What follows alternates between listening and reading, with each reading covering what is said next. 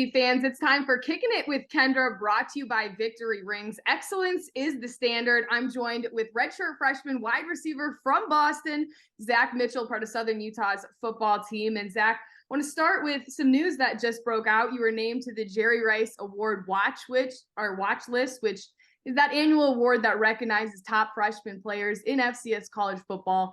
And when you look at previous award winners, it's players like Cooper Kupp, Trey Lance have all received that award. What does it mean to you to be put in a category with some of fellow great wide receivers that are playing at that pro level? It's been something I wanted to accomplish for a long time. Coming into the freshman year was one of the boxes I wanted to check off. So I'm very excited to get the first part of it done. 416 receiving yards so far on the year, 4 touchdowns, tied for team lead with receiving yards. What is it about your ability to translate from the high school to the college game so quickly and have so much success in your rookie campaign? I think it's the experience I had at the high school level. I played at a pretty high level for high school divisions. So that experience, seeing different coverages and also playing the defensive side of the ball has really developed my game. From Boston, traveling all the way to Utah for college ball, what made Southern Utah the place for you and buying into Delane Fitzgerald's system? So recruiting really died down during COVID. So I did a prep year, and my head coach at my prep school is well connected with Coach Fitz, and that's how I ended up here. Nice. And in Cedar City, it's absolutely beautiful where you guys play, the football stadium, the mountains in the background.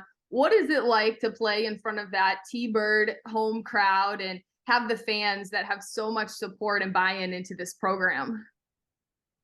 Yeah, it's a small city, but the crowd is very loud. It's a great environment. It's something you really wouldn't expect coming in. But yeah, the past 2 games I've played here have been great. Let's talk Justin Miller, veteran quarterback. How have you guys developed such good chemistry in just the short amount of time that you've been at Southern Utah? I believe it's me being coachable.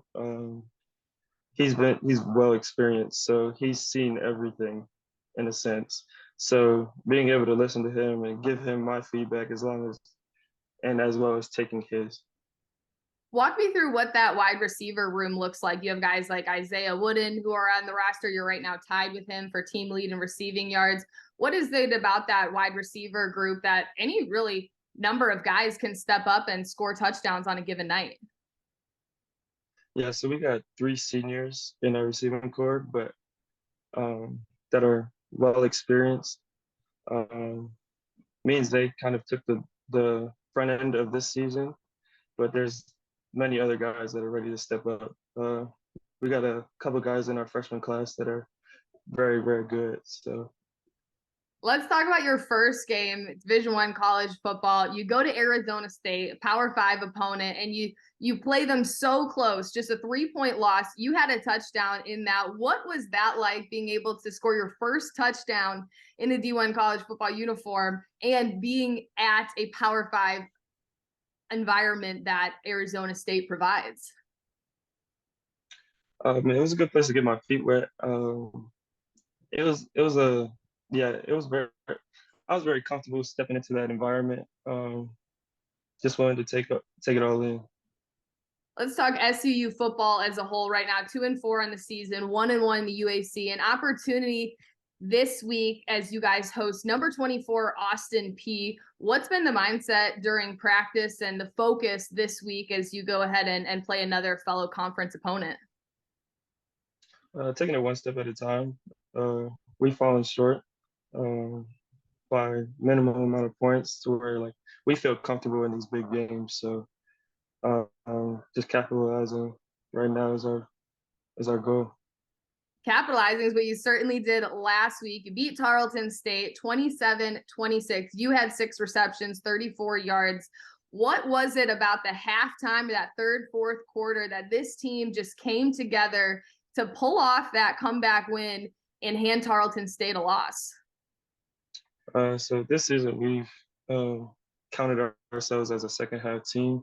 We came out very dull in that first half, so we knew something was going to change, but um, we just had one person make a play, and it just pinballed. What's then the key to coming out and playing those first two quarters the way that you guys play that second half? I think it's our back against the wall mentality. I feel like we gained that once we realized that we're in a game, and once we realize that we're competitive in that environment. But playing fast and being physical in the first half is key points that we're missing in the first half. Looking at the season as a whole, and you guys are coming off the bye week, so do you feel a little bit more rested this week and kind of the game plan? Walk me through what Monday through Friday looks like when you have a home matchup. So Monday this week we had practice. Our schedule was a little different because of the bye week last week, but we did 5 days straight this week of preparing for Austin Peay. Now, I know some coaches during the bye week give the players the weekend off or a few days off to relax, recuperate. Did Delane Fitzgerald do that for you guys, or what did last weekend look like? Oh yeah, we had a couple of days off. It was kind of surprising, but I think it was well deserved in our part.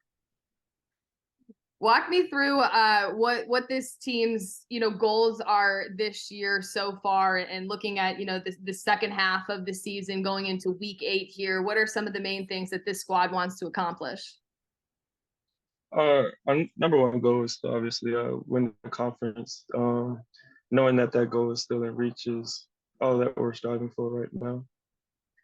Okay, so when I spoke with Coach Fitzgerald last 2 weeks ago, I think it was at this point, he had talked about he's a very routine guy. You guys do things by the book, routine. And he's talked about the pregame meal, and it's always the same thing every game day at home. It's some sort of chicken dish. And he said he'll have players that text him who haven't played for him in years and are like, I wake up Saturday morning with craving that game day meal. So what are your takeaways on that game day meal? And have you gotten tired of it yet? Or is that something that needs a few more years before you're like, Coach, you got to switch it up? My routine is a little different from meal wise. I partake in the game day meal, but I don't eat. I'm just not very comfortable in eating that close to games. So okay. I spend that time with my teammates, but I won't eat. Okay, so what is your typical game day routine? Walk me through from the minute you wake up to, say, the 6 p.m. Mountain Time kickoff game that you have tomorrow. So it's a little different here, but I wake up, I go to breakfast as with the team. I go to treatment, spend about an hour and a half in there, and then we go through our game day prep, which is our review as an offense, and then we have our game day meal, and then kind of just rolls off from that. Lastly, have any family members gotten to come out to Eccles Coliseum and support you this season? Yeah, of course. My whole family's been out here a couple of times, so shout out to Mom and Dad for coming out here. Absolutely love parent support. Thank you so much, Zach Mitchell, as you guys get ready to host number 24 Austin Peay at home, 6 p.m. Mountain Time kickoff. You can catch that on ESPN+.